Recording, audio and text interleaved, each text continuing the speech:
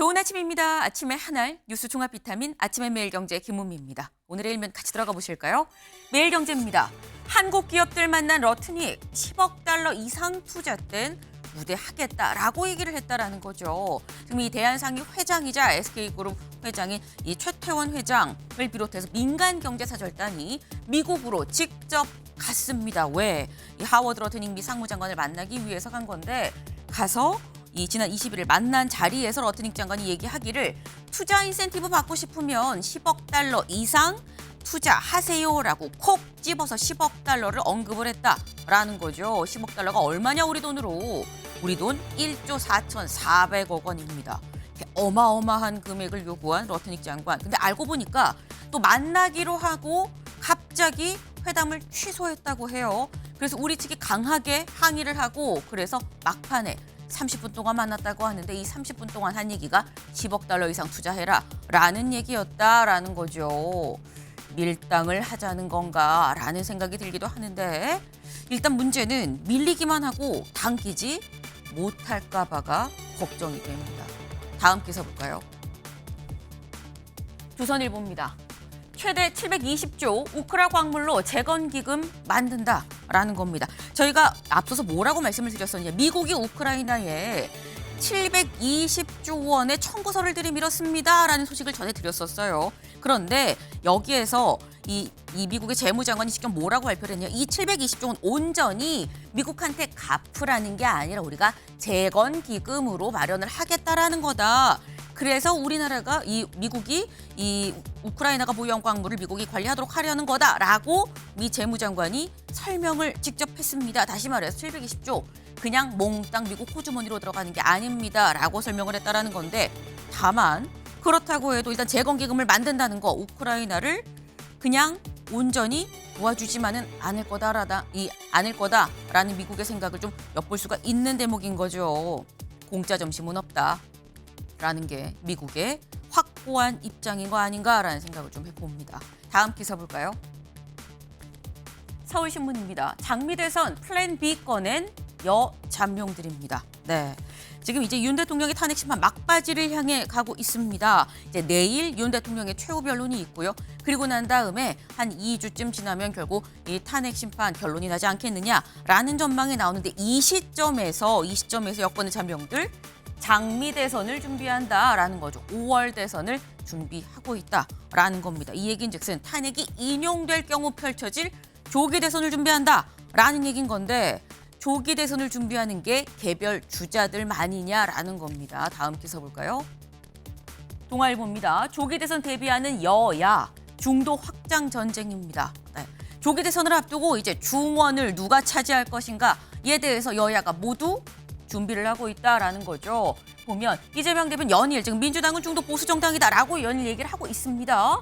다만 이 여당에서는 뭐라고 얘기하느냐. 이재명 대표 몸은 좌파고 입으로만 보수라고 얘기하는 거 아니냐라고 얘기를 하고 있지만 그러면서도 내부에선 중도층을 끌어올 후보 내야 되는 거 아니야라는 말도 같이 나오고 있다라는 거죠. 네. 지금 이 얘기는 현재 결론이 나오지 않았지만 일단 탄핵안이 인용될 상황을 가정한 이런 움직임들도 지금 포착이 되고 있다라는 얘기가 될 것 같습니다. 다음 기사를 좀 가볼까요? 중앙일보입니다.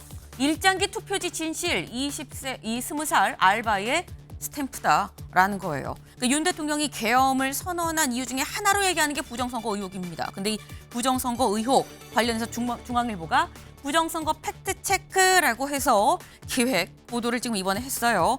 그런데 이 지금 부정선거 의혹 중에 하나로 꼽히는 게 바로 여기 나와 있는 일장기 투표지죠. 여기 좀 볼까요? 투표 관리관 요 도장이 다 뭉개져서 마치 그냥 빨갛게 일장기처럼 보인다. 그래서 이거 일장기 투표지 이거 만년 도장으로 지금 이렇게 안 나오는데 인주문제 찍고 이거 가짜로 찍은 거 아니야? 만든 거 아니야? 부정선거 아니야? 라는 거에 증거로 꼽히는 게 바로 이 일장기 투표지인데 지금 여기를 보면 20살 알바의 스탬프다라는 게 제목이에요. 이걸 좀 보겠습니다. 5년 전 총선 때 날인이 뭉개졌는데 사실 만년 도장으로 찍어도 스탬프를 묻혀서 찍으면 번진다. 당시 20살 알바를 했었던 이 사람이 적색 스탬프를 찍어서 썼습니다라고 자필로 썼다라는 게 팩트체크다. 라고 중앙일보가 지금 보도를 했어요. 네. 다시 말해서 1장기 투표제는 부정선거의 증거가 되지 않는 거 아니겠느냐라는 게 중앙일보의 일면입니다. 다음 기사 볼까요? 한국일보입니다. 작년 육아휴직 역대 최대, 남성 비중 30% 넘어섰다라는 거예요. 육아휴직을 쓴 사람 중에 남자가 30%가 넘더라라는 거죠. 네. 여길 보면 함께 돌봄 휴직급여 확대 영향이라고 지금 부제가 나와 있습니다. 이 함께 돌봄이 대체 무슨 얘기가 싶을 수 있는데 이걸 좀 같이 보겠습니다. 지난해 6+6, 6+6 육아휴직제도 확대 개편된 이 제도는 이 생후 18개월 이내 자녀 돌봄을 위해 부모 모두가, 그러니까 둘 다 육아휴직을 쓰면 육아휴직 급여를 더 많이 받을 수 있는 제도입니다. 그러니까 이 혼자 쓰느니 같이 쓰면 돈을 더 받는다라는 거죠, 정책적으로. 그러니까 결국 둘 다 같이 쓰더라라는 겁니다. 정책이 중요한 이유, 특히나 좋은 정책이 중요한 이유가 바로 이런 데 있는 거 아닌가라는 생각을 다시 한번 좀 해봅니다. 다음 사진 기사 같이 볼까요? 네, 뭔가 밝게 꽃이 피었습니다. 홍매화가 폈습니다. 어디에? 제주 서귀포시에 있는 이중섭 이 미술관에 홍매화가 지금 폈는데요. 아니 아직 롱패딩 못 벗겠는데 너 추워도 너무 추운데 춥긴 한데 진짜 봄이 온 건가 싶죠. 실제로 오늘도 춥습니다. 오늘 출근길도 따뜻하게 입고 나가셔야 돼요. 다만 오늘 오후 넘어서 이제 내일부터는 날씨가 풀린다고 합니다. 네, 막판 꽃샘추위라고 생각을 좀 하시면 되겠다라는 말씀을 같이 드립니다. 네. 아침의 매일경제 뉴스 종합 비타민 언제나처럼 TV로 좀 크게 보시다가요. 궁금한 점 유튜브 댓글로 남겨주시면 같이 좀 얘기를 보겠습니다. 오늘 함께 해주실 분들 소개합니다. 안녕하세요. 안녕하세요.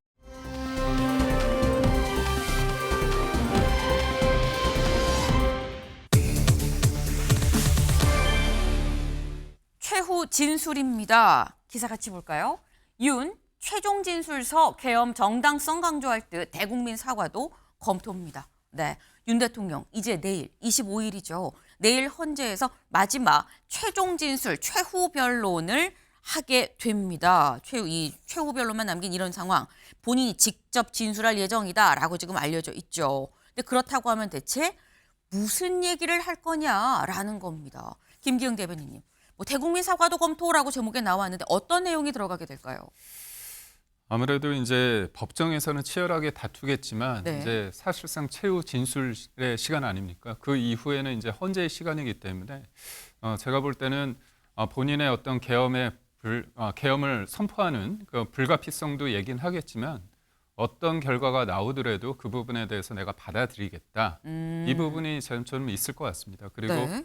계엄의 그 방식에 대해서 이유에 대해서는 오죽하면 하겠느냐. 국민들이 이번 계엄 그 탄핵과 대통령의 체포와 구속 과정을 통해서 많이 알게 됐지 않습니까? 29번의 어떤 탄핵과 일방적인 감행 예상 그런 민주당의 문제점을 알게 됐기 때문에 이 부분에 대해서 강조하기보다는 결국은 거리에 나오든 아니면 거리에 나오지 않든 탄핵을 찬성하든 반대하든 모든 국민들에게 이런 일련의 상황에 대해서 좀 송구하면서 때로는 또 감사한 마음이 있다는 거죠. 왜냐하면 이런 일련의 상황을 잘 묵묵하게 지켜본 국민들에게 좀 얘기를 할 것 같습니다. 그리고 제가 대통령의 어떤 스타일을 좀 아는데 네. 무엇보다도 지금의 대한민국이 굉장히 어려운 국면 아닙니까?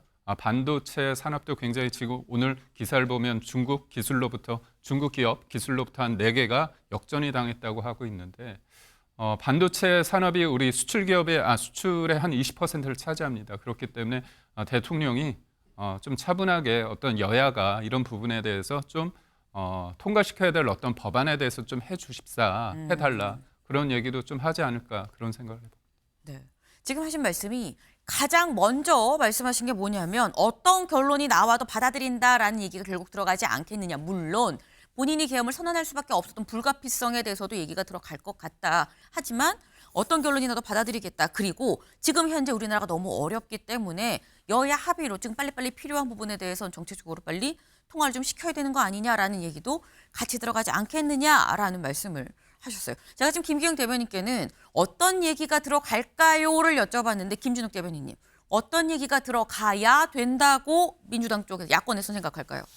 저는 크게 한 3가지 정도는 꼭 들어가야 된다라고 봅니다. 네. 첫 번째는 12.3 비상계엄에 대해서 대국민 사과가 반드시 들어가야 된다. 이 12.3 비상계엄 내란 사태를 일으킨 이후에 대한민국이 얼마나 어려워진 환경으로 빠져들었는지, 특히 서민들의 경제적 고충이 얼마나 커졌는지에 대해서는 아마 많은 분들이 공감을 하고 있을 부분이기 때문에 이 부분에 대해서 진솔한 사과가 필요하다라는 게 첫 번째고요. 두 번째는 방금 김 대변인께서 말씀 주셨는데, 이 지금 대통령께서 이 그 헌재에서 어떤 결정을 내리더라도 반드시 이 헌재의 결정을 승복하겠다라는 그 내용이 들어야 있어야 됩니다. 네. 어제 권성동 원내대표께서 헌법재판소의 결정에 대해서 수용하겠느냐라고 하니까 아직 당의 입장이 정해지지 않았다, 이렇게 말씀을 하세요.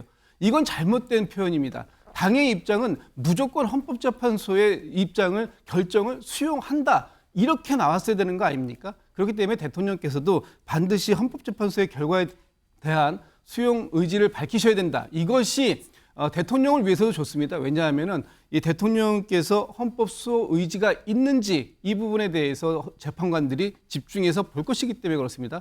마지막으로는 대국민을 통합시킬 수 있는 메시지가 나와야 된다. 지금 윤석열 대통령을 지키겠다고 거리로 나오는 분들이 있지 않습니까?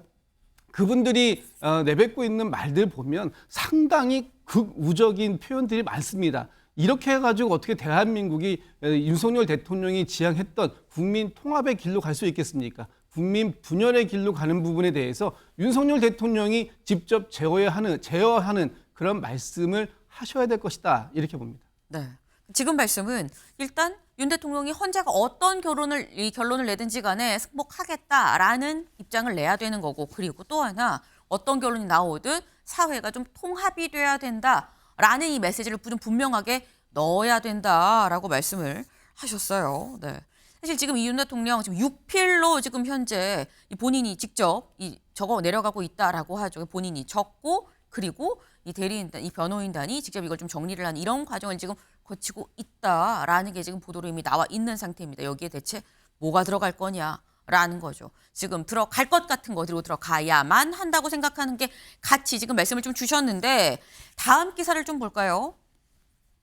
중앙일보입니다. 내일 윤 무죄한 최후 진술, 여권 임기 단축 개헌 꺼낼 수도라는 기사가 나왔어요.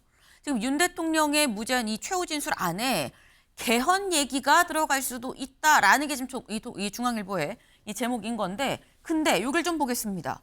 윤갑근 변호사는 뭐라고 얘기했느냐? 윤 대통령 여러 의견을 듣고 숙고 중이다. 임기 단축 개헌 제안 검토는 누군가 자신이 생각하는 하나의 방안을 말한 걸로 대통령의 뜻과 다르다고 반응을 냈다. 그러면서 탄핵을 면하기 위해 조건부로 뭘 하겠다는 건 대통령의 방식이 아니다라고 덧붙였다. 이 얘기인즉슨 임기 단축 개헌에 대해서 윤 대통령의 변호인 윤갑근 변호사는 이건 대통령 뜻이 아니다, 들어가지 않을 거다라고 얘기를 했다라는 건데, 근데 그렇다고 한다면 김기영 대변인님, 왜 굳이 여권에서는 직접 변호인단이 아니라고 부인을 하는 이런 임기 단축 개헌이 아마도 최후 진술에 들어가지 않을까라는 생각을 내놓고 있는 걸까요? 그러니까 8년 전에 박근혜 전 대통령이 탄핵이 된 이후에 과연 대한민국이, 그러니까 문재인 정부의 그 5년 동안 대한민국이 과연 앞으로 나아갔는가, 아니면 진영이 고착화되면서 거리로 사람들이 서로를 악마화하면서 어떤 통합보다는 분열의 상태에 이르렀는가, 갈등 지수가 굉장히 높아지지 않았습니까? 그런 측면에 있어서 탄핵이 곧 답이다, 이런 부분은 아니라고 저희는 좀 생각하는 부분이 있습니다. 네. 그렇다면 이게 이제 인용이 될지 기각이 될지 모르지만 헌재 재판관 입장에서도 본인들의 판단을 통해서 대한민국이 분열되는 것보다는 통합되는 게 맞지 않습니까? 그렇다면 대통령이 일정 부분 어떤 기간을 두고 하야를 하고, 무엇보다도 한 사람이 대통령이 되는 게 중요한 게 아니라 이번 기회에 어떤 전반적인 거를 한번 바꿔보자, 그런 부분에 대해서 국민들의 마음이 모아진다면 그럴 수 있다는 거죠. 그런 측면에 있어서 조건부 임기, 그다음에 임기 단축을 포함한 어떤 개헌을 제시했을 때 그 부분을 수용할지 여부가 제일 중요한 것 같고요. 근데 제가 개인적으로 대통령의 어떤 스타일을 봤을 땐 네. 윤갑근 변호사의 입장처럼 이 부분이 일종의 조건부로서 좀 비춰질 여지가 있거든요. 그렇기 때문에 저는 이 가능성에 대해서는 반반이라고 볼 수 있습니다.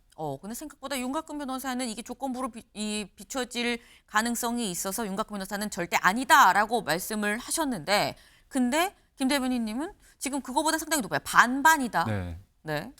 왜 이렇게 좀 높게 보는 걸까요? 그러니까 저는 사실 네. 이게 여러 가지 대통령의 어떤 계엄을 선포하게 된 어떤 동기를 봤을 때 네. 여소야대 국면에서 민주당이 가진 권한이 있습니다. 권력이 있는데 그걸 절제하지 못하고 자제하지 못했을 때 빚어지는 29번의 어떤 줄탄핵이 있었거든요. 근데 이 부분을 교정하는 방식으로 대통령의 계엄을 선포했는데 저는 그 방식에 동의하지는 않습니다. 하지만 그게 과연 곧 대통령의 계엄이 내란이라고 딱 단정지을 수 있느냐, 이 부분은 또 다른 거거든요. 네. 그거의 어떤 책임을 과연 국민의 손으로 뽑은 대통령을 파면에 이르기까지 하느냐는 또 다른 문제이기 때문에 네. 그렇다면 저는 이 부분의 어떤 지금의 어떤 대한민국의 권력의 어떤 상황을 봤을 때 또 다른 페이지로 넘어가야 되지 않는가, 그런 측면에 있었을 때 저는 개헌에 대해서 좀 지지하는 측면이 있기 때문에 저는 그래서 네. 반반이 아닐까, 그런 생각을. 개헌이 지금 시기적으로 필요한 시기라고 생각을 하기 때문에 반반까지도 좀 높게 가능성을 좀 비춰본다라는 말씀을 하셨어요. 대체 내일 윤 대통령이 무슨 얘기를 할 것이냐? 사실 우리는 지금 다 지금 전망, 추정치를 지금 내놓고 있는 거죠. 어제 권성동 원내대표가 기자간담회를 했거든요. 여기서도 이 얘기가 나왔습니다. 권 원내대표는 어떻게 전망하는지 직접 들어보시죠.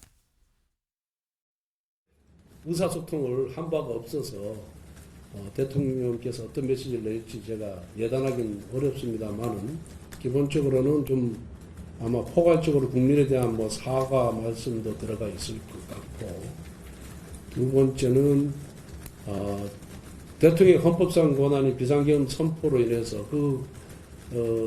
대통령의 명령과 지시를 따른 그런 분들에 대한 어떤 선처라든가 이런 말씀이 들어가 있지 않을까, 들어가야 되지 않을까, 저는 그렇게 생각을 하고 있습니다.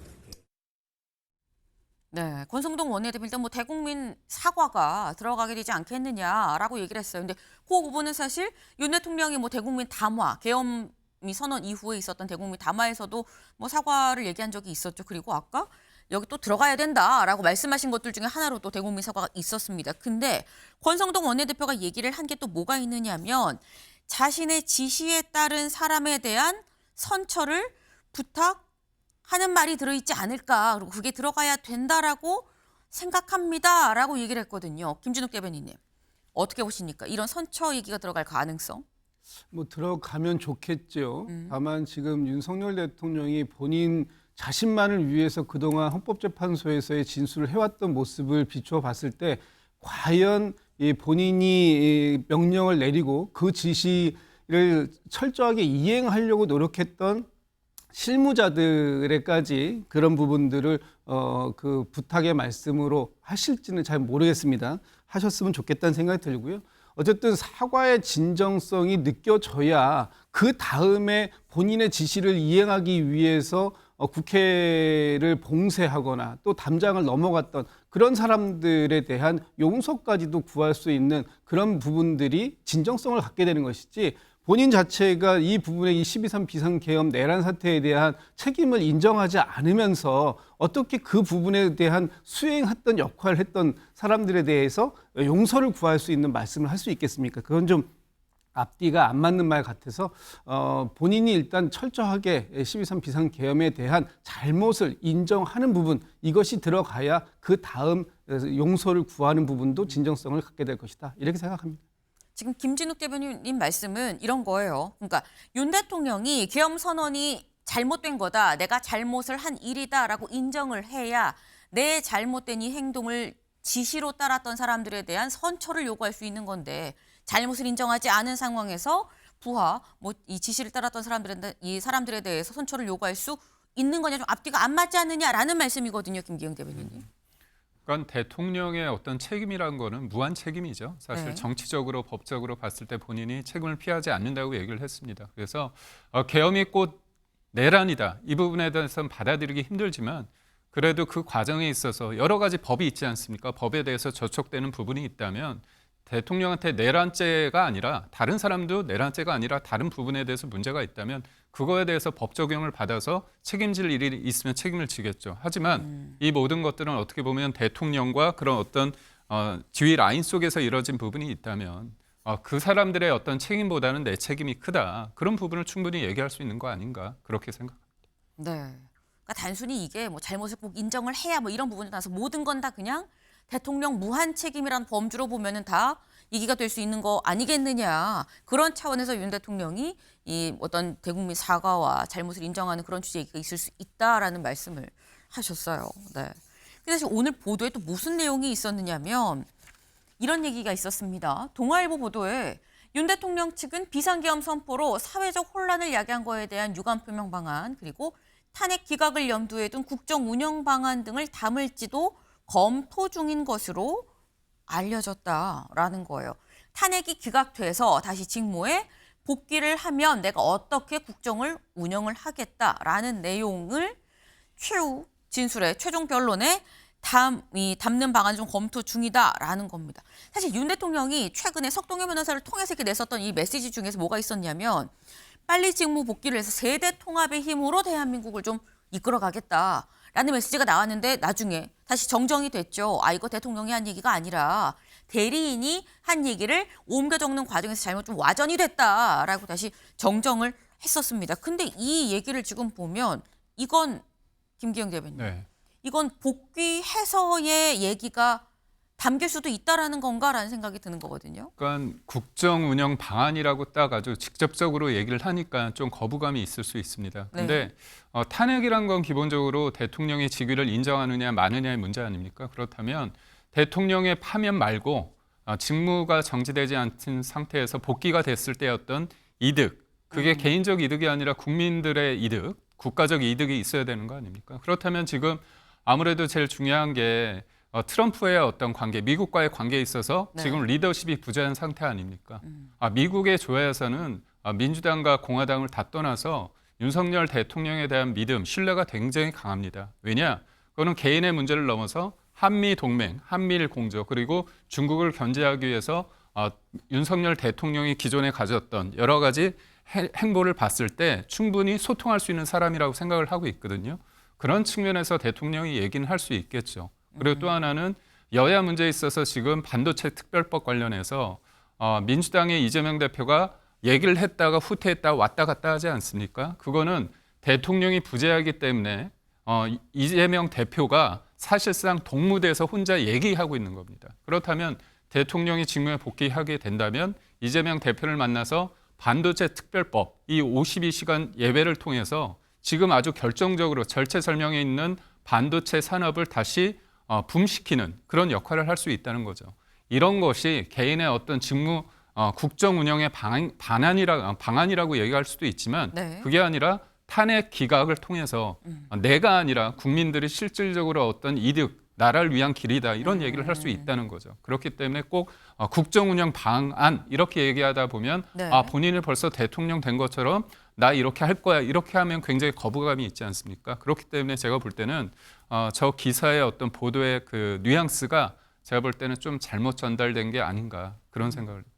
지금 말씀은 여기 약간 이 단어 자체가 국정 운영 방안을 담을지도 검토 중이다라는 이 국정 운영 방안이라는 말 자체가 좀 뭐 당연히 기각이 되고 내가 뭐 돼서 이런 식으로 약간 오만하게 느껴질 경향이 있어 보이지만 사실상 만약에 이제 기각이 또 되고 난 다음 이 기각이 돼서 다시 직무에 복귀를 한다 그러면 그럼 어떻게 지금의 이 혼란스러운 상황을 좀 정리를 하고 이 어떻게 헤쳐나갈 것인지 여부에 대한 구상도 담길 수 있는 거 아니겠느냐. 그런 차원으로 본다면 그게 뭐 오만하다던가 이런 표현으로 보지 않을 수 있는 좀 다소 좀 단어 용어 선택이 좀 부적절한 거 아니었나라는 생각을 한다라고 말씀을 하셨거든요. 김진욱 대변인님. 일단 좀 번지수를 잘못 짚고 계시지 않나라는 생각이 좀 듭니다. 지금 윤석열 대통령께서 헌법재판소에서 마지막 최후 진술을 통해서 본인이 밝혀야 될 부분은 지금 헌법재판관들이 무엇을 지켜보고 있는지에 명확하게 맞추는 게 중요한 거죠. 헌법재판관들이 지금 보고 있는 부분, 이번에도 질문이 여러 개가 나왔습니다만 가장 대표적인 게 위헌적이었느냐 아니면 또 위법적인 부분이 있느냐 이 부분 아닙니까?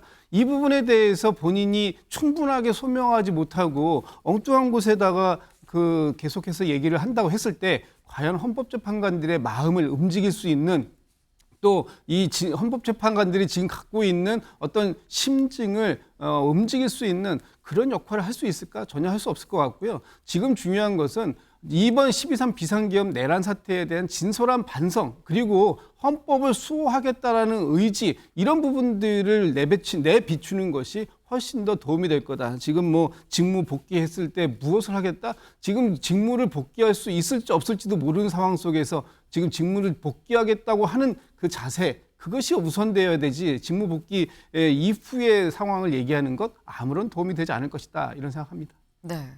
지금 직무 복귀한 이후의 상황을 지금 고심하는 것 자체가 좀 아직 너무 김칫국 아니냐라는 취지의 말씀을 하셨어요. 네. 근데 지금 윤 대통령 쪽에 사실 이게 뭐 넣는다라고 확정한 것도 아니고 이런 얘기가 흘러나온다라는 취지의 얘기이긴 합니다만, 일단 직무가 복귀된 이후의 상황은 고려 대상이 아니지 않느냐라는 지적이셨는데, 근데 당에서는 실제로 이 기각이 된 이후의 상황에 대해서 준비를 좀 하고 있는 걸로 보입니다. 조정훈 이 전략기획위원장 이렇게 얘기했거든요. 들어보실까요? 인용이 되면 뭐 좋건 나쁘던 그 60일 이후에 대통령 선거가 있어야 되는 것이 현실이기 때문에 뭐 특별히 뭐 저희가 준비한다기보다는 저희는 오히려 기각될 때 민주당이 어떻게 저희가 대통령께서도 탄핵의 결과 지금 헌법재판소의 재판 절차에 대한 강한 비판은 하셨지만 수용하겠다는 말씀을 하셨잖아요. 책임 있는 정당이라면 헌법재판소의 결과가 어떠하든 수용하겠다라는 발언을 해줄 것을 요청드립니다. 네. 조정훈 위원장 뭐라고 얘기를 했느냐. 탄핵이 기각됐을 때 어떻게 해야 될지 그 대응을 좀 준비를 하고 있다라고 얘기를 했습니다. 그래서 그 인용이 될 때도 준비하십니까? 라고 기자가 물어봤는데, 여기에 대해서 인용이 뭐 되면 생각을 하면 된다고 본다. 다만 기각이 됐을 때 민주당이 이걸 받아들일 수 있느냐. 그걸 민주당이 묻고 싶다라고 얘기를 했거든요. 근데 이 얘기를 들어보면 김기영 대변인님, 기각이 됐을 상황은 일단 준비를 하고 있는데 인용이 됐을 때 상황은 뭐 지금 바로 준비할 필요 있느냐라는 취지로 지금 얘기를 했어요. 근데 언제 생각하면 양쪽 다 준비를 하면 기각됐을 때보다 인용이 됐을 때 준비할 상황이 더 많은 거 아닌가라는 생각이 드는데요.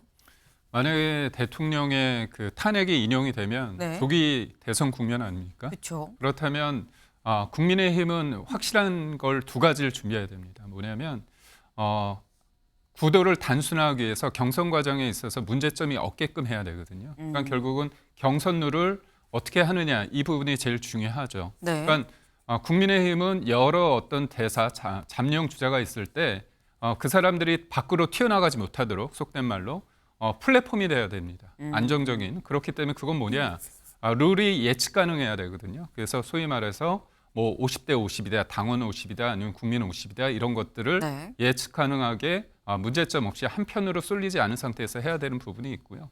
또 하나는 정책적인 부분에 있어서 지금 이재명 대표가 여러 가지를 제시하고 있지만 저는 사실 모든 건 때가 있거든요.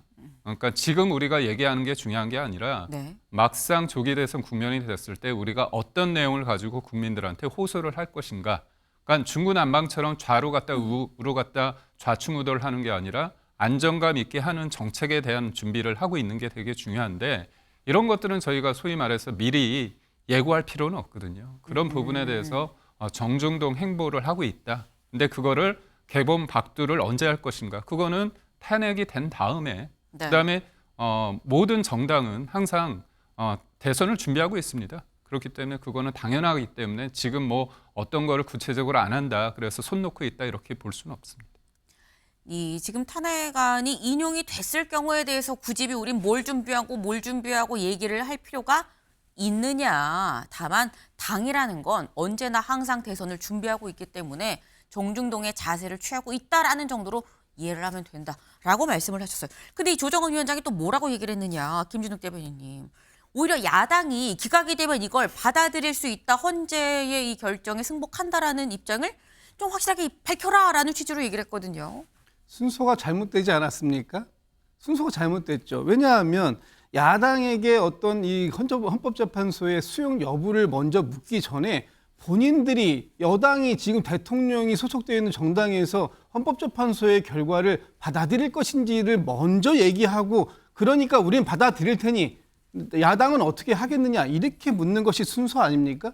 지금 좀 전에도 말씀드렸습니다만 권성동 원내대표 뭐라고 합니까? 우리 입장 아직 공식 정리 안 했다 이렇게 얘기하잖아요. 이것이 정리할 입장입니까? 당연히 받아들여야 되는 거 아닙니까? 본인들은 받아들이겠다는 입장을 정리하지 않고 왜 야당이 받아들일 거냐 이렇게 묻습니까? 먼저 의사를 밝히시면 야당도 밝히겠습니다. 네. 지금 김진욱 대변인께서는 순서가 좀 바뀌었다. 나는 이렇게 할 건데 너도 할 거야를 물어봐야지. 나는 어떻게 할지 얘기를 안 하고 너만 물어보는 게 말이 되느냐. 국민의힘부터 입장을 밝혀라 라고 얘기를 하셨죠. 그러면서 권성동 원내대표의 말을 지금 인용을 하셨는데 권 원내대표 뭐라고 얘기를 했었던 건지 직접 들어보시죠. 그 부분에 대해서는 아직 우리 당의 공식 입장은 정해지지 않았는데 절차의 공정성이 지금 확보가 안 돼 있는 상태이기 때문에 그 점에 대해서는 계속해서 지적해 나가도록 하겠습니다. 네. 아직 우리 당의 공식 입장이 정해지지 않았다. 다만 헌재의 어떤 정당성, 절차적인 정당성 이런 부분을 계속해서 좀 지적을 해 나갈 거다라고 얘기를 했습니다. 어제 권성동 원내대표가 한 얘기예요. 근데 이 얘기를 보면 인용이든 기각이든 당이 이걸 받아들일 거냐라는 질문이 아직 정해지지 않았다라고 얘기를 했는데 사실 앞서서 석동현 변호사가 뭐라고 얘기를 했었느냐. 헌재 결과에 대해서 대통령이 당연히 승복할 겁니다라고 얘기를 했었어요. 그 당시에 뭐 하야는 당연히 고려하지 않습니다라고 얘기를 하면서 같이 나왔었던 얘기죠. 근데 그렇다고 한다면 김기영 대변인님, 네. 아까 김정욱 대변인도 그 부분을 좀 지적을 하신 것 같은데 윤 대통령 쪽에서는 당연히 승복합니다라고 얘기를 했는데 권성동 원내대표는 아직 당 입장이 결정되지 않았습니다라고 얘기를 하면 네. 여지가 있는 거야, 불복할 여지가 있는 거야라고 생각될 수 있는 거거든요. 저는 그렇지는 않다고 봅니다. 네. 결과에 대해서는 어떻게 보면 수긍을 하고 수용해야겠죠. 근데 지금 국민의힘 입장에서는 헌재 지금 재판 과정에 있어서 여러 가지 저희가 볼 때는 절차적 정당성 그리고 대통령의 방어권이 제대로 행사되고 있는지에 대한 의문이 있습니다. 특히나 검찰 조사에서 진술한 내용은 일방적으로 수용이 되는데 정작 법정에서 나와서 얘기했던 것들이 문제가 있지 않습니까? 그렇다면 저희 입장에서는 기일을 더 추가로 지정해서 박정근 전 사령관의 왔다 갔다 하는 그런 진술에 대해서 네. 김현태 단장이 얘기했던 민주당의 어떤 회유 그런 부분에 대해서 한번 법정에서 얘기를 들어봐야 되거든요. 근데 그런 부분에 대해서 일괄적으로 11차 이후에 선고하겠다는 거 아닙니까? 그러니까 저희는 최종적인 결과에 대해서 불복의 밑자락을 까는 게 아니라 그거에 대해서 수용하겠지만 지금 이럴 수 있지 않습니까? 무조건 우리가 수용하겠다 얘기하면 저희가 어떤 이견을 제시하고 문제가 이겼다는 말에 힘이 실리지 않지 않습니까? 그런 측면에서 일종의 역할 분담일 수도 있고 그다음에 우리가 이 문제를 진정성 있게 하고 국민들이 또 저희만 얘기한다고 힘이 실리는 게 아니라 국민들도 봤을 때 이건 문제라고 보는 거 아닙니까? 그런 차원에서 지금 시점에 있어서는 문제 제기를 한다. 그렇지만 그 시점, 모든 것들이 정리되는 시점에 있어서는 제가 볼 때는 저희는 수용할 수밖에 없지 않나 그런 생각을 해봅니다. 네. 그러니까 지금 명확하게 말씀을 하셨어요. 우리가 불복의 밑자락을 까는 게 아니다. 다만 헌재의 절차적 정당성의 이 부분에 대해서 지적을 하는데 우리가 다 받아들인다라고 지금 얘기를 하는 게 우리가 말하는 이 지적, 비판에 힘이 실리겠느냐. 그래서 그런 부분을 좀 고려한 전략적인 측면이 있다라고 말씀을 하셨는데 지금 계속 이 헌재의 최종 판단이 뭐 3월 중순이다, 뭐 이러면 초다라는 얘기까지 지금 전망이 나오고 있죠. 그러다 보니까 결국 뭐 조기 대선이 열리는 거야, 안 열리는 거야 라는 얘기도 같이 결부돼서 조기 대선 얘기가 지금 계속 나오고 있습니다. 이 조기 대선의 변수에 근데 이게 있다라고 해요. 동아일보 같이 볼까요? 동아일보 4면. 네. 내일 윤 이어 모레 이 최종 변론입니다. 두 재판 속도 따라 조기 대선 변수다라는 거예요. 제가 지금 쭉 한 얘기는 이 뭐라고 말씀드렸느냐. 내일 윤 대통령 최후 진술이 있습니다. 최종 변론이 있어요. 그러고 난 다음에 대략 한 2주쯤에 선고가 납니다라고 말씀을 드렸죠. 이걸 좀 보겠습니다. 윤 대통령의 타임라인이에요. 2월 25일 내일 이제 이 최후 진술하고 변론이 종결됩니다. 그렇게 되면 추측컨대 대략 3월 중순쯤에 선고가 나지 않겠느냐. 그럼 그렇다고 치면 만약에 인용이 된다고 한다면 기각이 되면은 직무 복귀하는 거죠. 인용이 되면 두 달 60일 이내에 대선을 치러야 되기 때문에 아마도 5월 중순에 대선을 치르게 되는 거 아니겠느냐라는 건데, 근데 내일은 윤 대통령의 최후 진술이 있고요. 그 이튿날 26일에는 뭐가 있느냐. 26일엔 이재명 대표의 선거법 위반 항소심 결심 공판이 있습니다. 결심 공판. 검찰이 구형을 하는 날이죠. 선고가 나오기 직전입니다. 이 결심 공판이 있고, 그렇다고 한다면 대략 결심 공판이 있고 한 달 뒤쯤 선고가 나니까 3월 중 혹은 하순쯤에 항소심 선고가 있지 않겠느냐라는 거예요. 그렇다고 한다면 이게 시기적으로 윤 대통령에 대한 탄핵 심판 선고가 3월 중순, 이재명 대표의 항소심 선고가 3월 중하순, 비슷비슷한 시기에 이어지는 거 아니냐라는 건데, 근데 그렇다고 하면 사실 이 부분은 김진욱 대변인님, 보통 이 2심 선고가 뭐가 나오든지 간에 사실 이 최종심은 아니기 때문에 대법원을 생각을 하면 5월 중순에 만약에 대선이 있다고 치면 대략 한 2달 정도의 기간이 지금 있는 거거든요. 요 2달 안에 대법원 선고가 나올 수도 있는 거 아니야라고 생각할 수 있어요. 저는 뭐 그럴 가능성은 매우 낮다고 봅니다. 네. 그래서 조기 대선의 변수가 되지 않는다라고 보는데 윤석열 대통령의 헌법재판소의 결정은 단심입니다. 네. 헌법재판소가 결정하면 그것으로 끝이에요. 그러나 이재명 대표는 지금 내일 모레 26일 날 결심 공판이 있다고 하면 아마 3월의 중하순경에 그 최종적인 결정이 나오겠죠. 그래 봐야 항소심이다.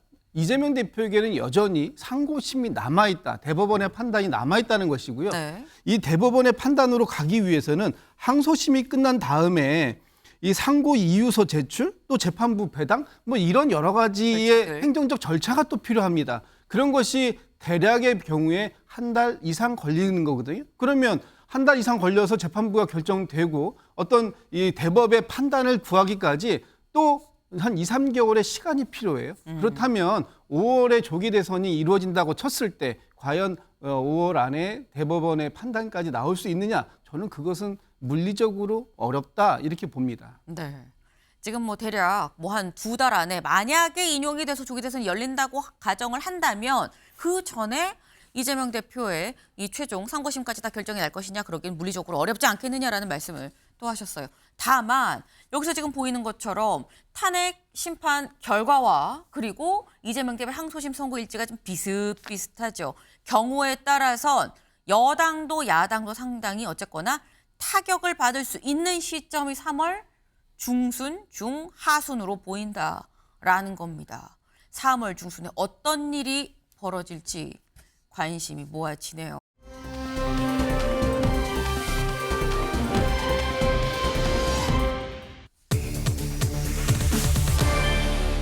중국집 계란 반숙대 제2의 생태탕입니다. 기사 같이 볼까요? 명태균, 오세훈 청국장 장어집서 만나 5측 제2의 생태탕이다. 네.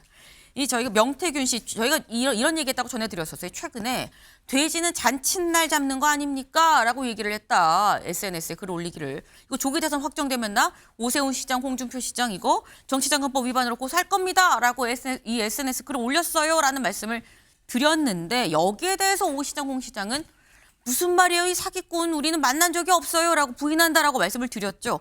근데 그러니까 명태균 씨 쪽에서 다시 새롭게 이런 주장을 내놨습니다. 직접 들어보고 오실까요? 그 당협 사무실 대각선 50m쯤 되는 곳에 중국집이 하나 있습니다. 중국집 이름이 송라고 이 에서 오시훈을 만납니다.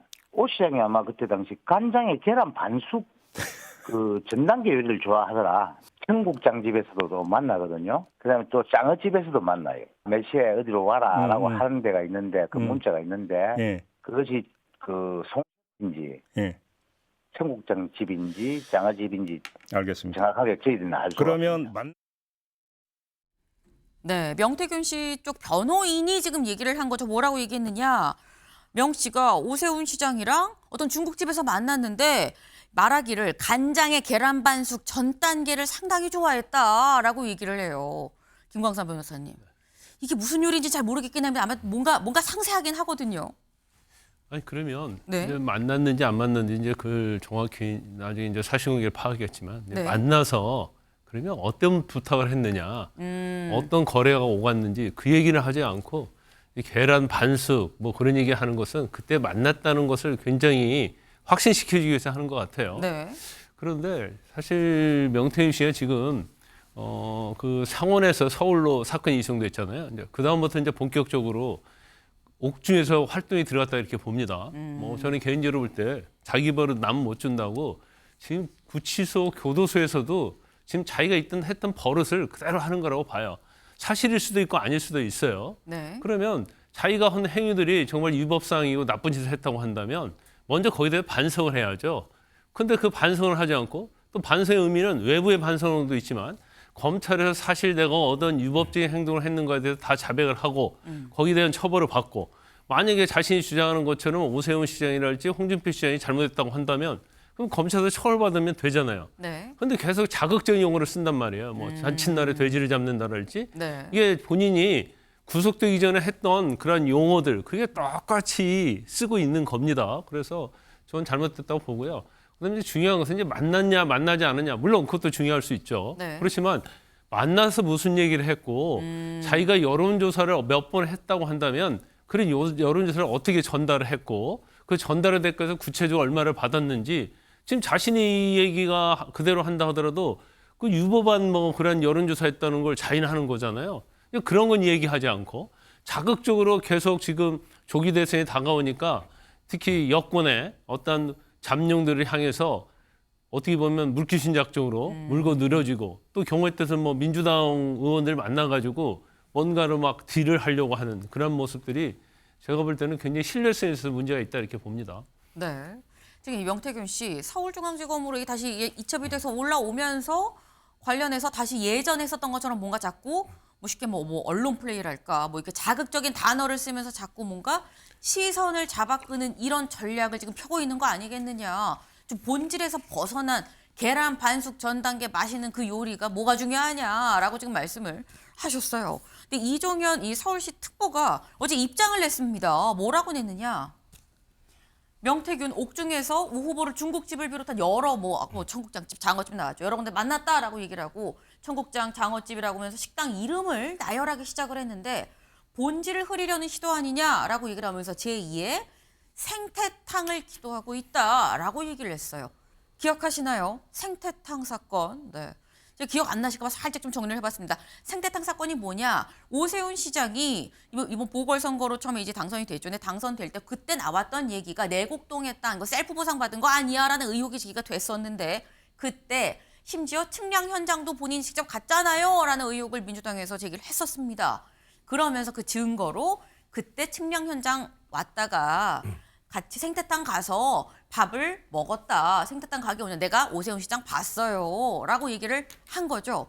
근데 그때 김수민 의원님, 그때 나왔던 얘기가 뭐 페라땡 이게 명품 구두를 신었고 뭐 흰 바지를 입어서 기억을 해요. 잘생겨서 기억해요. 뭐 이런 얘기가 그때도 얘랑 계란 반숙 전 단계 뭐 이런 것처럼 구체적인 얘기가 있긴 있었거든요. 어떻게 보십니까? 네, 그때하고 다른 점은 생태탕 때는 그걸 목격했다고 증언하는 사람이 좀 누군지 드러나지 잘 않는 그런 상황이었고 지금 이제 명태균 씨하고 오세훈 시장이 직접적으로 정면으로 대결하는 그런 양상인 거거든요. 그러니까 떳떳한 쪽은 그러니까 사실을 말하는 쪽은 입증을 하기 더 쉬운 상황이다. 그리고 상대방이 만약에 거짓말을 했을 때는 네. 예, 그 거짓말하는 상대는 진실을 얘기할 수 있는 뭐 그런 상황인 것 같습니다. 근데 현재로서는 무엇이 사실인지는 판가름이 날 수가 없는 그런 상황인데 근데 쟁점이 좀 좁혀진 게 있어요. 그러니까 네. 두 사람이 만난 적이 전혀 없는 건 아닙니다. 양쪽에서 다 인정하는 거는 1월에는 만난 적이 있는 것이고 네. 근데 오세훈 시장 측에서 얘기를 한 게 1월 말에 관계를 끊었다라고 얘기를 했거든요.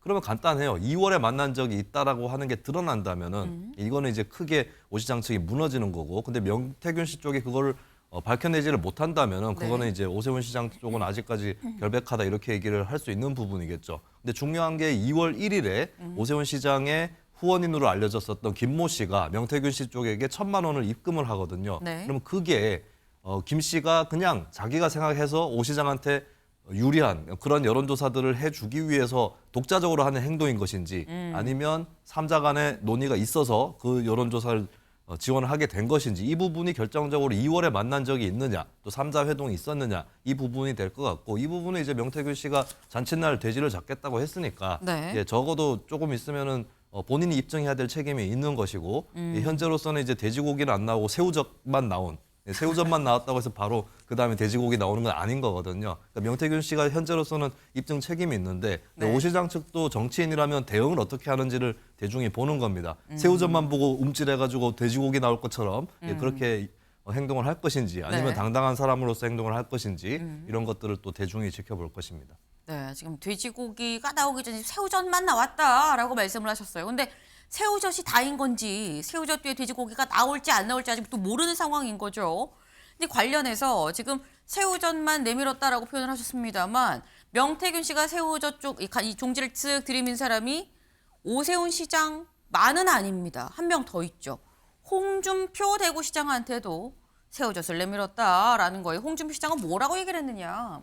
명태균과 한 번이라도 만난 일이 있었어야 내가 여론조작 협작을 하든지 말든지 할 거 아니냐. 난 단 한 번을 만난 적이 없다라고 얘기를 했죠. 그러면서 다만 정권 교체 후에 딱 한 번 전화는 받아준 적이 있다. 그때 이 얘기한 것도 간단한 안부 전화에 좀 불과했다라고 얘기를 했습니다. 그러니까 한 번도 만난 적이 없다라고 사실 홍 시장도 오 시장처럼 거듭거듭 이 어쨌거나 연관성을 좀 부인을 하고 있는 좀 그런.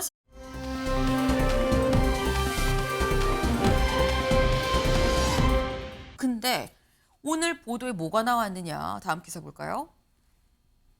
국민일보입니다. 명태균 측 홍준표와 만난 증거 금주 입장문과 함께 공개하겠다라고 얘기를 했습니다. 여기를 좀 보겠습니다. 명씨 측 변호인이 국민일보와의 통화에서 명 씨가 홍 시장 그리고 현역 정치인과 함께 여러 차례 만났다는 증거가 있다. 같이 만난 정치인들이 있기 때문에 그 정치인들이 발뺌하지 못할 거다라고 주장을 했다. 그래서 명 씨 측은 이번 주에 해당 증거 입장문을 같이 공개를 할 거다라는 거예요. 이게 김광선 변호사님 같이 만난 정치인들이 있다. 다시 말해서 증인이 있어라고 얘기를 하는 건데 근데 사실 이 정치인들이 같이 있다고 하면 명 씨 쪽 얘기가 맞다고 한다면 이 공방이 지금 사실 꽤 오래 진행이 되고 있는데 지금까지 드러나진 않았거든요. 근데 증인이 있으니까 내가 사실 그 자리에 있었습니다. 제 3자입니다 하고 또 드러날 것이냐라는 거죠. 그런데 개인적으로 만난 그러한 증거가 있다고 나면 네. 홍 시장이 거짓말하는 것이 아니냐 의심을 받을 수는 있어요. 근데 지금 우리가 어휘를 잘 봐야 돼요. 그러니까 홍 시장과 단둘이 만났다랄지 네. 아니 제3자하고 회동을 했다랄지 그러니까 예를 들어서 뭐 여론조사 비용 대준 사람하고 네. 그건 모르겠는데 현역 정치인들이 여럿이 있다는 거 아니에요. 그러면 현역 여러 정치인들이 있고 홍 시장 만나고 명태균 씨 있었다고 한다면 네. 거기서 어떻게 여론조사 불법적인 그런 얘기를 할 수 있겠습니까? 그건 안 되기 때문에 그것은 만났다고 볼 수가 없어요. 네. 보니까 또 민주당에서 보니까 2014년에 3월 21일 날 네. 그 창조경제 뭐 아카데미 조찬회에서 찍은 사진을 해서 나왔고 그 당시에 명태균이 뭐 그때 뭐 사무총장인가 했다는 거 아니에요. 이것도 전체적인 모임 행사 조찬 모임에서 만나잖아요. 네. 그런데 이거 자체가 그렇게 만나서 거기서 어떻게 뭐 여론조사 조작이랄지 그런 얘기 할 수는 없잖아요. 이것도 사실은 만남이라고 볼 수 없는 거고 만약에 정말 만났다고 한다면 똑같죠. 오세훈 씨와 관련된 것처럼 어디에서 구체적으로 어디서 만났다 이제 그런 얘기를 해야 하는 거예요. 네. 근데 특징이 있죠. 만났다는 얘기만 해요. 그리고 자기가 여론조사를 몇 번 했는데 그 여론조사를 어떻게 불법적으로 했는가, 거짓으로 했는가 그 내용을 구체적으로 얘기할 거 아닙니까? 그걸 구체적으로 얘기하면 어떻게 돼요? 명태균 씨가 처벌을 받아야죠. 네. 그런 얘기는 하지 않고 만났고 여론조사 뭐 공표했다 뭐 그런 얘기 아니 공표 아니라 여론조사 했다는 거고 지금 오세훈 시장과 관련돼서도 13번 했다는 거 아닙니까? 근데 이 미공표거든요. 네. 그럼 미공표 여론조사를 어떻게 쓰려고 했느냐 이 부분도 좀 밝혀져야지 진실성이 되는 거고 그다음에 미공표 여론조사 했다고 쳐요. 그러면 이걸 갖다가 누구한테 줬는가? 네. 이제 오세훈 시장 측에서는 한 번도 받은 적이 없다고 하고 이것이 김종인 위원장이랄지 여의도 연구원에 전달됐다고 하니까 그러면 이 관계에 대해서는 구체적으로 얘기를 하는데 자신이 위법한 사항에 대해서는 전혀 말하지 않고 그냥 지금 대권 후보로 꼽히는 그런 사람들과 장어집에서 만났고 뭐 계란만수 얘기만 해가면서 계속 지금 뭐라 그럴까 안개만 계속 모락모락 피우고 있는 것이다 저는 그렇게 봅니다. 네. 지금 안개만 모락모락 피우고 있다. 본질에 접근하지 못하고 있다라고 말씀하시면서 뭐 명태균 씨가 뭐 증거로 뭐 조찬 뭐 기도회에서 만났다고 하는데 뭐 그것도 뭐 증거가 될지 모르겠다라고 말씀을 하셨어요. 어제 이 서영교 의원이 직접 얘기를 했죠. 들어보고 오실까요? 홍준표 시장이 그런 이야기를 했습니다. 내가 명태균 씨랑 한 번이라도 만났어야지, 전화라도 한 번 했어야지 뭐가 있지라고 하는 이야기를 했는데요. 새빨간 거짓말입니다. 이 여기 있는 사람이 바로 어디입니까? 홍준표. 그리고 여기 있는 사람은 명태균. 곳곳을 찾아서 저희가 확인했다는 말씀 드리고요. 명태균, 김건희, 명태균, 홍준표, 명태균, 오세훈 관련해서 진실이 밝혀져야 된다 생각하고 윤상현 등등 리스트 관련해서 검찰의 철저한 수사를 촉구합니다. 네, 서영교 의원 지난 금요일 날 직접 했었던 기자회견의 내용인 거죠. 그 사진이 바로 이 사진입니다. 여기서 보면 지금 이 빨간 동그라미 안에 있는 사람이 명태균 씨다라고 서영교 의원이 지금 얘기를 하고 있는 거예요. 그리고 이 명태균 씨가 사회를 보고 있는 이 자리에 지금 축사를 한 사람이 누구냐? 이게 홍준표 시장이다라고 얘기를 하고 있는 건 이게 2014년 3월 1일 창조경제 CEO 아카데미 조찬회다. 조찬회에서 한 사람은 사회 보고 한 사람은 축사를 했는데 여기 한 번도 안 만났다는 게 말이 되느냐? 새빨간 거짓말이다라고 지금 얘기를 하는데 근데 일단 여기에서 김수민 의원님 일단 명태균 씨가 맞느냐라는 거 그리고 일단 이 사진이 같은 현장에 있었던 건 맞긴 맞지만 현장에 있어서 만났다고 볼 수 있는 거냐라는 거죠. 어떻게 보십니까? 네, 행사장에서 어느 정도의 관계를 갖고 만났는지 네. 이런 부분은 이 사진만으로는 증명되지는 않는다라고 봐야 될 것 같습니다. 근데 사실 이 사진이 파장이 있는 것은 그동안에 홍준표 대구시장이 명태균 씨하고 너무 지나치게 그쪽하고 나는 관계가 없다. 여기에 선을 확실하게 걷기 때문에 너무 지나치게 좀 그렇게 선을 그어버린 것이 사진 한 장 한 장 이런 것들이 나올 때 이제 이게 취약하게 뚫리게 되는 거거든요. 그런 부분이 있는 것 같고 사실 많은 사람들이 의심을 할 수밖에 없는 게 명태균 씨도 활동 공간이 경남이었고 홍준표 시장도 그 전에는 예전에 경남 도지사를 했기 때문에 그 지역에서 아무래도 알고 지냈지 않을까라고 하는 의심을 하고 있었고 마침 강혜경 씨도 정치인들 중에서 가장 먼저 명태균 씨하고 친했던 유력 정치인은 홍준표 지사다, 당시 지사였다라고 하는 부분을 얘기를 하고 있습니다. 여기에 대해서 이제 계속 의혹이 있는 것이고 사실 저는 이 사진보다 더 의혹을 크게 만든 것은 홍준표 시장의 아들이 명태균 씨한테 보냈다는 문자입니다.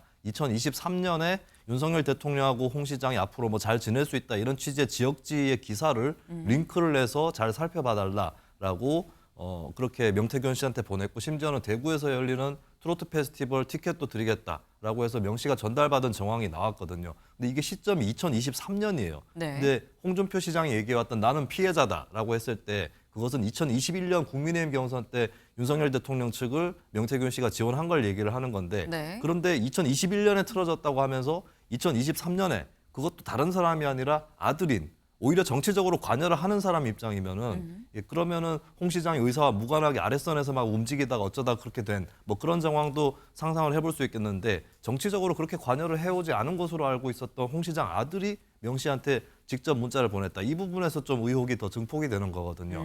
그렇다면은 결국 의심할 수밖에 없는 것은 2021년과 2023년 사이에 네. 2022년 대구시장 선거 때 명태균 씨가 미공표 여론조사를 실시를 했고 근데 미공표 여론조사의 목적이 굉장히 의심이 되는 것은 어차피 미공표긴 한데 알고 봤더니 당원 명부가 유출이 됐고 당원들이 누구 후보를 지지하는지까지 로데이터로 파악된 그리고 명태균 씨가 2020년에 지인한테 발설한 바 여론조사에 대한 수법을 얘기한 적이 있어요. 경선 정식 여론조사가 실시가 될 때 네. 그때 타 후보 지지자들에게 일부러 전화를 걸어서 경선 여론조사를 못 받게 한다라고 하는 것도 발설을 한 적이 있었기 때문에 결국에 그에 관해서 굉장히 의혹이 증폭될 수밖에 없고 그리고 이제 홍 시장은 모르는 일이라고 했지만 사실 홍 시장 측근 2명이 그때 뭐 이 관여를 했기 때문에 아직까지 의혹이 이게 불식되기는 어려울 것 같습니다. 그러니까 지금 말씀은 지금 뭐 홍 시장이랑 명태균 씨랑 뭐 직접 만나고 자시고 뭐 이런 것도 문제인데 그거 말고 홍 시장의 아들과 명태균 씨가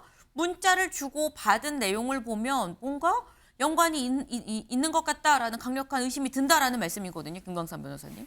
근데 명태균 씨는 그런 것 같아요. 일단 지금 본인은 한 여론조사 관련해서 이제 돈을 받은 건 맞아요. 이제 오세훈 시장 측이라고 하는 김모 씨, 또 홍준표 시장의 아들과 이제 고교동창 이게 받은 건 맞는데 이제 그 아마 지금 계속 이렇게 한 이유가 뭐냐면 이제 네. 오세훈 시장과 직접적 관련성, 홍준표 대구시장과 직접적 관련성에 대해서는 제가 볼 때는 증거는 없다 이렇게 보는 아하. 것 같아요. 네. 그래서 본인이 유법한 여론조사를 했다는 건데 지금 오세훈 시장과 관련된 부분을 보면 이제 김모 씨라는 사람이 있는데 여러 뭐 언론에 보면 후원자인 것처럼 나와 있는데 사실 이제 후원자였던 가능성 그 당시에 이제 캠프에서 핵심 역할을 안 해가지고 약간 변두리에 있었다는 거예요. 네. 그러면서 오세훈 시장하고 명태균 씨하고 사이가 안 좋으니까 명태균이 나가는 걸 보고 따라 나가서 그때부터 명태균을 친하게 지내면서 본인이 이제 그런 명태균의 경제적으로 도움을 준 것이다. 이게 이제 오세훈 시장 측의 주장이거든요. 그래서 그럼 직접적으로 오세훈 시장 만나고 어떻게 하고 어떻게 부탁을 받았냐는 것을 명태균이 입증을 해야 하는데 사실은 그런 건 없는 것 같아요. 그러니까 계속적으로 뭘 하겠다, 나 만났다 이제 그런 얘기만 하고 있는 이유가 그런 이유다. 홍 시장도 마찬가지죠. 네. 직접 만났고 부탁 들고 그런 건 없으니까 그 뭐 아들의 친구를 통해서 뭐 돈 받았고 이제 그런 것만 계속 얘기를 하는 것이지. 그것도 돈 받은 얘기는 아마 제 기억으로는 본인이 하지 않고 네. 강혜경 씨라는 사람을 통해서 그게 이제 폭로가 된 거거든요. 그래서 이건 제가 볼 때는 뭐 죄가 있든 없든 간에 일단 검찰의 수사를 좀 빨리 해야 한다. 네. 그래서 빨리빨리 결정을 내려줘야지.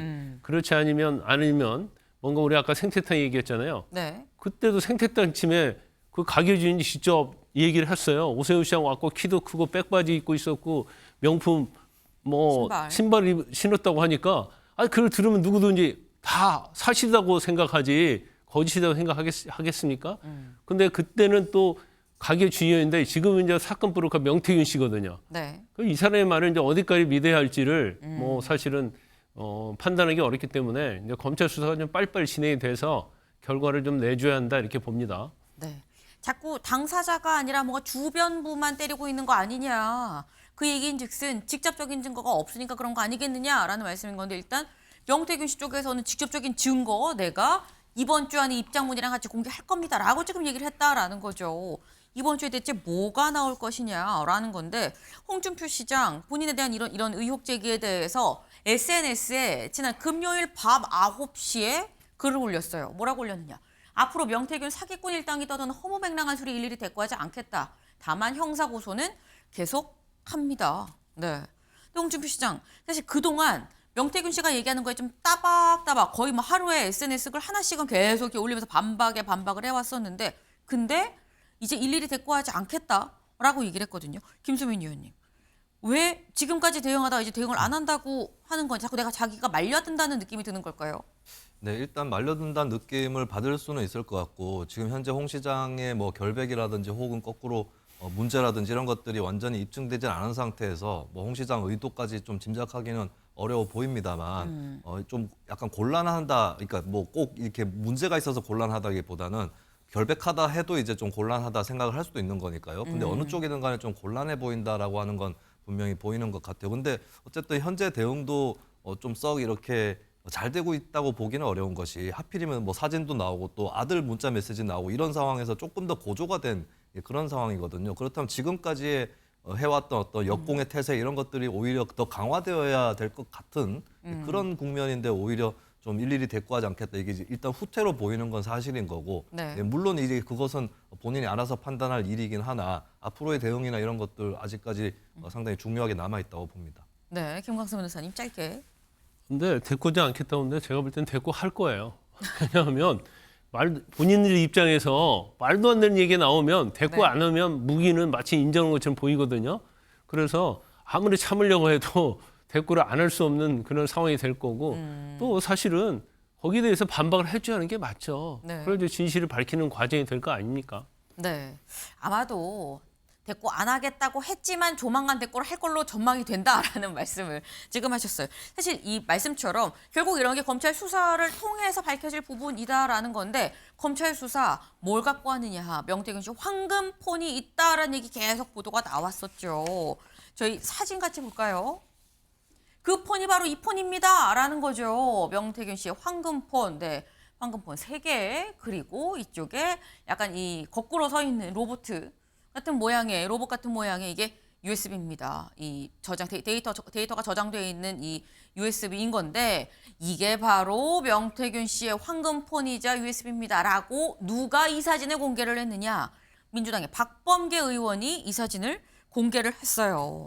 그러면서 이 사진을 공개하면서 그 직전 날 올린 글은 또 뭐라고 올렸느냐? 내가 직접 창원에 가서 명태균 씨를 만나고 왔습니다. 만났는데 명태균 씨가 뭐라고 얘기하느냐? 카피본이 있다. 수사는 이미 끝났다. 전화기에 중식당, 장어집 이거 다 나옵니다. 라고 얘기를 했다라고 자신의 SNS에 글을 올렸다라는 거죠. 그러면서 자신이 그때 같이 이 명태균 접견하면서 쓴 뭐 이런 글들, 뭐 윤핵관, 뭐 강혜경, 뭐 카피가 있어요라는 뭐 이런 취지의 이 메모를 내가 했다라는 것까지 찍어서 같이 올렸다라는 거예요. 근데 이런 걸 보면 김수민 의원님, 사실 아까 김광삼 변호사님은 왜 명태균 씨는 왜 야당 의원하고 뭔가 이렇게 해서 뭔가 약간 공작을 하는 그런 의도가 있는 건 아니냐라는 취지의 말씀을 김 변호사님 하셨거든요. 네. 일단 저는 사실은 명태균 씨뿐만 아니라 사회 각계 좀 제보자들이랄까요? 그러니까 정치인하고 접촉하는 거에 대해서는 좀 조심할 필요가 있다. 그러니까 언론이라든지 독립적 시민단체라든지 이쪽하고 접촉하는 거랑 좀 다른 거거든요. 그런 의미에서는 명태균 씨가 제대로 이거를 하고 있는지 이 부분은 의문을 제기할 수 있다고 봅니다. 근데 중요한 거는 사실을 얘기하느냐, 거짓을 얘기했느냐. 이것이 네. 중요한 거고 그거는 어느 당 의원이 가서 만났든 간에 변함은 없는 거기 때문에 저는 결국에 지금 사실 민주당 의원한테 정치인한테 접견을 가면은 명태균 씨가 막 얘기를 여러 가지 하는 거잖아요. 이런 이상은 저는 명태균 씨가 좀 뜸을 들이면 안 된다. 적어도 조만간에 본인이 직접적으로 어떤 근거라든지 경험 이런 것들을 토대로 해서 발표를 해줘야 되지 않을까. 그래서 돼지 잡는 잔칫날을 기다릴 것이 아니라 조만간에 이번 주에도 홍 시장 관련한 폭로를 예고했기 때문에 네. 늦지 않은 시점에 사실을 밝히는 것이 중요하다고 봅니다. 네. 근데 사실 지금 하신 말씀처럼 명태균 씨가 분명 뭐라고 얘기했냐? 돼지는 잔칫날 잡습니다라고 얘기를 하면서 조기 대선이 열리면 뭐 이런 얘기를 했었는데 그런 거 치고는 김광삼 변호사님 지금 얘기를 하는 게 이번 주 안에 금주 안에 증거랑 같이 입장문 발표할 겁니다라고 얘기를 하거든요. 아직 잔칫날 안 된 것 같은데 왜 이렇게 빨리 움직이는 걸까요? 근데 제 개인적인 생각은 이제 소문난 잔치에 네. 먹을 것이 없다고 그럴 가능성이 꽤 크다고 봐요. 그리고 지금 굉장히 명태균이 정치의 노름을 하고 있잖아요. 자, 진실을 정말 밝히고 싶으면 이런 USB를 황금폰을 언론사에 사실은 주는 게 맞죠. 네. 그럼 언론사는 그래도 약간의 객관적인 입장에서 보도를 할 거 아닙니까? 그러니까 약간 지금 언론사도 치우치는 언론사, 야당에 좀 친한 언론사, 그렇지 않은 언론사 있잖아요. 그렇다고 한다면 중립적인 언론사에 이걸 제보하는 게 맞아요. 그래서 그 언론사에서 하든지 아니면 자기 변호사 있잖아요. 변호사는 공개하면 되는데 왜 여당의 반대편에 있는 민주당 의원을 만나가지고 계속 접견하고 계속 이런 걸 주냐 이 말이에요. 그것은 저 명태균의 생각이 의도가 있다. 그렇게 볼 수밖에 없잖아요. 근데 그러다 보니까 진실성에 있어서 문제가 있다. 이렇게 볼 수밖에 없는 거죠. 왜 굳이 야당 의원을 만나느냐? 언론사나 시민단체나 다른 중립적인 어떤 다른 단체가 있지 않겠느냐라고 좀 다 같은 부분에서는 좀 지적을 좀 하셨습니다. 네, 실제 황금폰에 무엇이 들어있는지 그리고 이번 주 안에 공개한다는 그 증거는 무엇인지 관심이 좀 모아지네요. 다음으로 좀 넘어가 볼까요?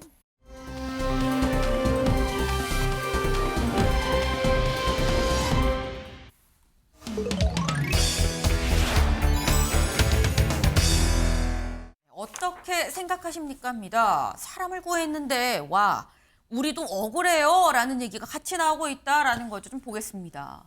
불난 빌라에 사람 구했는데 주민들 현관문 수리비 물어내세요라고 소방관한테 요구를 했다라는 거죠. 보겠습니다. 인명수색 중이던 소방관들 현관문 강제로 열어서 파손이 되니까 주민들 800만 원의 배상을 요구했다라는 거예요. 지난달 11일 새벽 한 3시쯤 광주의 한 빌라에서 불이 났습니다. 근데 불이 나니까 이제 소방관들이 출동을 해서 집집마다 사람 있나 없나를 확인을 하면서 이 대응을 하지 않는 두들겨도 대꾸가 없는 데는 강제로 일단 문을 열고 사람들이 있나 없나 확인을 해봤다라는 거죠. 실제로 이 인명 피해도 있었던 상당히 좀 큰 화재였다라는 생각이 들어요. 1명은 숨지고 5명은 좀 대피를 했다. 그런데 이후에 강제 개방하면서 이 부서진 도어락 소방관들이 이거 이 소방서에서 배상해야 되는 거 아닙니까라고 요구를 했다라는 거죠. 근데 이게 사실 양쪽 다 좀 그럴 수 있는 게 김광선 변호사님. 네. 그러니까 소방관들 입장에서는 아니 우리가 사람 구하려고 우리 쫓아 그런 것도 아니고 목숨 걸고 사람 구하려고 한 건데가 있을 수 있고요. 또 주민들 입장에서는 아니 내가 불을 낸 것도 아니고 나도 피해자인데 우리 집 문 이거는 뭐 적은 돈도 아니고 몇백만 원인데 이거 내가 내야 되는 거야? 뭐 이런 생각할 수 있거든요. 근데 일단 이제 과정이에요. 네. 새벽 3시에 불이 납니다. 네. 근데 거기 4층이어서 2층에서 불이 난단 말이에요. 그럼 2층에서 불 나니까 소방관들이 투입을 했어요. 네. 그런데 2층에 있던 세대들하고 3층에 있던 세대들의 그 새벽이니까 다 잠들어 있고 그 시간 아니에요. 그러니까 두드려도 연락이 없으니까 안 나오니까 이제 문을 강제 개방한 겁니다. 네. 그래서 한 6세대 정도 개방을 했어요. 네. 가지고 인명을 구조를 했습니다. 그래서 결과적으로 소방관들은 사실 칭찬받을 일을 한 거죠. 그렇죠. 적법한 소방관으로서 업무 수행을 한 거고.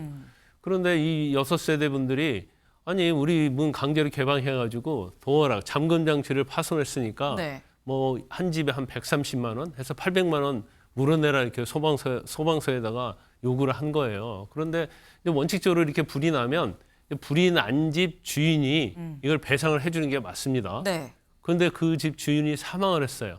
그러니까 배상받을 방법이 없어요. 그러니까 이제 소방서에다 배상을 해달라고 하는데 네. 저는 이제 법적으로 보면 소방서에서 이걸 물어줄 의무가 없다 이렇게 보거든요. 왜냐하면 정당한 공무집행이었고 네. 그저 어떠한 손해배상 자체는 고의나 과실이 있어야 하는데 고의적인 것도 아니고 과실적인 것도 아니잖아요. 네. 그래서 소방서에서 물어줄 의무가 없다. 배상해줄 의무가 없다. 근데 일단은 소방서에 들고 있는 그 행정 관련 보상 보험이 있거든요. 네. 근데 여기는 해당이 안 돼요. 이것은 소방관이 위법하거나 뭐 고의로 어떤 범죄를 저질러서 손해가 됐을 때 해주는 거기 때문에 네. 그래서 사실은 소방서에서 물어줄 수 있는 게 아니에요. 네. 그래서 저는 개인일 때 만약에 이분들이 소방서에서 한 대로 손해배상 청구를 하면 네. 제가 볼 때는 소방서가 이길 겁니다. 이길 건데 소방서 입장에서 보면 네. 뭔가 이걸 절충적으로 잘 해결하고 싶은 생각이 있는데 예산은 굉장히 적고 그래서 굉장히 난감한 상황이다 이렇게 볼 수 있을 것 같아요. 지금 법적인 측면으로 말씀하셨어요. 만약에 법대로 간다 그러면은 이거는 주민들이 소송을 제기할 때 패소할 수밖에 없다. 소방서가 이길 수밖에 없다라고 말씀하셨는데 김수민 의원님 사실 이거 해결을 어떻게 해야 되는 거냐고 주민들 입장에서도 사실 아니 우리가 그 불난 집 주인한테 받자니 불난 집 주인은 이미 죽었고 우리는 어떻게 해야 돼 싶을 수 있거든요. 어떻게 해야 됩니까? 네, 저는 이제 이 소방관들이 적법하게 그리고 훌륭하게 대처를 해놓고도 이런 청구를 받게 된 것에 대해서 공감하는 그 황망한 마음에 대해서 공감하는 것도 중요한데 근데 그렇다고 해서 주민들이 되게 잘못했다 이렇게만 보기도 어려운 게 이제 뭐 현관문 뜯으면서 발생한 비용 이런 것들이 또 만만한 금액은 아닌 거거든요. 그렇기 때문에 여기에 대해서도 좀 우리가 생각을 해봐야 되지 않을까 싶고 근데 이게 배상의 영역은 아닌 것 맞는 것 같습니다. 적법한 집행이었기 때문에 그러면 이런 경우에 이제 지원해 줄 수 있는 방법이 뭐 어떤 지자체라든지 이쪽에서 예비비라든지 이런 것들을 집행하면서 지원하는 방법 이런 것들을 한번 검토해 볼 수는 있지 않을까 이렇게 생각을 합니다. 네. 지금 이런 말씀하셨어요. 사실상 어떻게 보면 사각지대 같은 느낌이 있는 상황입니다. 그럴 때 지자체 행정 쪽으로 직접 나서서 이런 사각지대를 좀 메꾸는 움직임이 필요한 거 아니겠느냐라는 말씀을 하셨어요. 하지만 일단 그 전제로는 고생한 소방관 분들한테 좀 감사를 표하는 게 먼저일 수 있겠다라는 생각은 좀 들긴 하네요. 저희가 준비한 소식 오늘 여기까지입니다. 오늘도 좋은 하루 보내세요.